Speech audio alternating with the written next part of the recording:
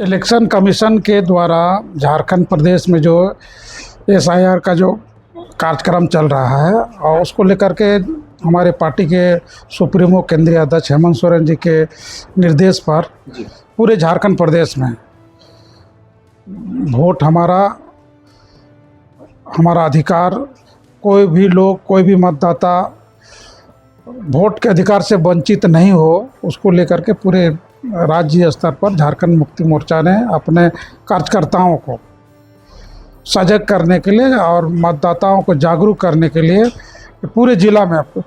Jharkhand Mukti Morcha booth स्तरीय कार्यकर्ताओं का सेमिनार का आयोजन हुआ और लगभग सभी जिलों में, हमको लगता है 24 जिला में 2 जिला को छोड़ करके सभी जिलों में बूथ स्तरीय कार्यकर्ताओं का सेमिनार हुआ और सेमिनार के माध्यम से पार्टी कार्यकर्ताओं को विशेष जिम्मेवारी दी गई है। उसमें किसी का भी जो वोटर है, जो सही वोटर होंगे, उसका नाम किसी कीमत में नहीं कटे और जो नए वोटर होंगे उनको कैसे जोड़ा जाएगा। और एसआईआर का जो इलेक्शन कमीशन का जो दिशा निर्देश है, उसमें जो भारतीय जनता पार्टी का विशेष करके जो षड्यंत्र है, हम लोगों ने जो बिहार चुनाव में, बंगाल चुनाव में हम लोगों ने देखा, उसे सबक लेते हुए ऐसा नहीं हो कि जेन्युइन जो वोटर है, यहाँ के आदिवासी जो मूलवासी हैं, उनका वोटर लिस्ट से नाम नहीं हटाया जाए, साजिश करके उसको किसी तरह से उसको अधिकार से वंचित नहीं किया जाए। उसको लेकर के कार्यकर्ताओं को विशेष ट्रेनिंग दिया गया है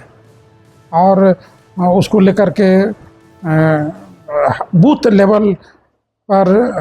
हम लोग एजेंट 2 का हम लोग झारखंड मुक्ति मोर्चा अपने स्तर से लगभग नियुक्त कर चुका है। और अभी जो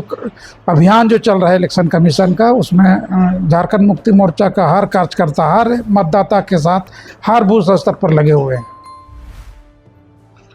निश्चित रूप से विधि व्यवस्था को लेकर के हमारे माननीय मुख्यमंत्री, हमारे नेता बहुत ही सेंसिटिव हैं, संवेदनशील हैं और जहां भी इस तरह की मामलाएं हो रही है, आपने जमशेदपुर की घटना को जिस तरह से देखा, वहां का जो भी पुलिस प्रशासन का जो लापरवाही था और लापरवाही का मामला सामने आते ही हेमंत सोरेन जी ने किस तरह से एक्शन लेकर के वहाँ के एसएसपी को और एसपी को हटाने का काम किए और तुरंत उस पर कार्रवाई करने का उन्होंने निर्देश दिया। निश्चित रूप से ये विधि व्यवस्था का मामला पूरे झारखंड में चिंता का विषय है और उसको लेकर के हमारे माननीय मुख्यमंत्री चिंतित भी हैं और उस पर कड़ा कदम भी उठा रहे हैं। आप लोगों ने देखा किस तरह से जमशेदपुर की घटना के बाद उन्होंने किस तरह का कड़ा एक्शन उन्होंने लिया। एक मैसेज पूरे राज्य में विशेष करके पुलिस प्रशासन के जो आला अधिकारी हैं उनको देने का काम किए हैं और विधि व्यवस्था को लेकर किसी भी तरह का कोई कंप्रोमाइज़ नहीं होगा। कानून का राज झारखंड में चलेगा और कोई भी कानून को अपने हाथ में नहीं लेगा और इस तरह की जो वारदातें जो छिटपुट हो रही है उस पर अंकुश कैसे लगाया जाए और कड़ी से कड़ी कार्रवाई कैसे हो, उसको लेकर के मुख्यमंत्री जी ने स्पष्ट बहुत ही निर्देश और संदेश देने का काम किए हैं। मारंगबुरु पारसनाथ आदिवासियों का धार्मिक स्थल है और बेवजह वहाँ जो संपन्न लोग हैं, जैन समुदाय के लोगों ने बेवजह एक विवाद खड़ा करने का उन लोगों ने प्रयास किया है कोर्ट के माध्यम से और हम लोगों ने कोर्ट में हम लोगों ने PIL भी किया है और हम लोगों ने रिट पिटीशन भी किया है, इंटरवेनर भी हम लोग बने हैं और अभी हाई कोर्ट में मामला की सुनवाई हो रही है। हम लोग चूँकि देश धर्मनिरपेक्ष देश है, हम लोग सभी धर्म का आदर करते हैं, जैन सब धर्म का भी हम लोग सम्मान करते हैं, लेकिन मारंगबुरु के सवाल पर चूँकि आदिवासियों का भी वो बहुत पवित्र और धार्मिक आस्था का सवाल है। जैन लोग भी अपना वहाँ पर उन लोग का 20 जो तीर्थंकर थे वो वहाँ पर शहीद हुए हैं या उनको वहाँ पर मोक्ष प्राप्त हुआ है, तो वो लोग भी तो वहाँ पर वो मानते हैं। हम लोग को उससे कोई विरोध नहीं है, लेकिन हमारी पूजा पत्ती पर, हमारी धार्मिक आस्था पर ये लोग चोट पहुंचाने का ये लोग प्रयास कर रहा था। हम लोगों ने कोर्ट में अपनी सारी बातों को हम लोगों ने रख दिया, सबकी निगाह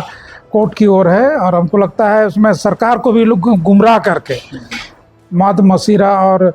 के खरीद बिक्री पर प्रतिबंध लगाने के आड़ में आदिवासियों के कस्टम पर जो हमला इन लोगों ने किया है उसका हम लोगों ने कानूनी ढंग से कोर्ट में न्यायिक प्लेटफॉर्म में हम लोगों ने अपनी बात को रख दिया है और अगली सुनाई 9 जुलाई को हाईकोर्ट में होने वाली है। इसी महीने के 9 जुलाई को है। हाँ, आपको लगता है कि आप फैसला पक्ष पक्ष और विपक्ष का नहीं है, देश संविधान से चलता है। संविधान के अनुच्छेद 25 में सबको धार्मिक स्वतंत्रता दिया हुआ है और विशेष करके आदिवासियों के जो रूढ़िवादी व्यवस्था है, उनकी जो परंपरा है, उसको अक्षुण्ण बना के रखने के लिए संविधान के अनुच्छेद 13 और 244 और 25 अनुसूची में स्पष्ट जो है प्रावधान दिया हुआ है। तो संविधान में दिया हुआ कोर्ट का क्या निर्णय है, सबका अधिकार को सुरक्षित किया जाएगा। और जो हमारा जो फंडामेंटल राइट है, संवैधानिक अधिकार है, 12 गुरु प्रश्नार्थ पर हमारा जो अधिकार है, निश्चित रूप से जब संविधान में संरक्षित है, पूर्व के कोर्ट के जजमेंट में हमारा अधिकार को संरक्षित किया गया है, तो न्यायपालिका पर पूरा भरोसा है कि न्याय मिलेगा, आदिवासियों को अधिकार मिलेगा, आदिवासियों को। जो परंपरा चली आ रही है वो जारी है, बरकरार है, उसमें किसी तरह का कोई रोक नहीं है, रोक कोई लगाया भी नहीं है। लेकिन ये लोग नहीं बोले कि हड़िया दारू और मांस मदिरा खरीद बिक्री पहाड़ में कोई दुकान तो है नहीं, आदिवासी लोग रहते हैं, 99% आदिवासी लोग रहते हैं। कोर्ट को भी लोग गुमराह कर दिया। पिछला बार जो अंतरिम ऑर्डर जो कोर्ट का आया, कोर्ट को ये लोग बताया ही नहीं कि वहाँ आदिवासी लोग रहता है। कोर्ट ने जांच के लिए डालसा को एक कमेटी बनाया है, कोर्ट के डायरेक्शन पर जांच वहाँ, और 99% आदिवासी लोग रहते हैं। घर है, द्वार है, सर्वे रैयत है, ऐसा नहीं कि वहाँ अनलीगल ढंग से लोग रह रहे हैं। 16,000 एकड़ है पूरा फॉरेस्ट, आपका जो फॉरेस्ट जो मरंगुरु का एरिया जो है 16,000 एकड़ में फैला हुआ है। 12,000 रिजर्व फॉरेस्ट है, जिसको सेंचुरी फॉरेस्ट हम लोग कहते हैं, और लगभग 4,000 जो है ना पब्लिक राइट का CNT लैंड है, रैती लैंड है, जहाँ पर आदिवासी का 24 टोला है। यहाँ पर स्कूल भी है, वोटर आपका मतदान केंद्र है। फैसला लगता है कि आप लोगों के पक्ष में आना चाहिए? फैसला ऑलरेडी आदिवासियों के पक्ष में है। कोर्ट को इन लोग कंफ्यूज करने का कोशिश किया था, अब ये दूर हो जाएगा।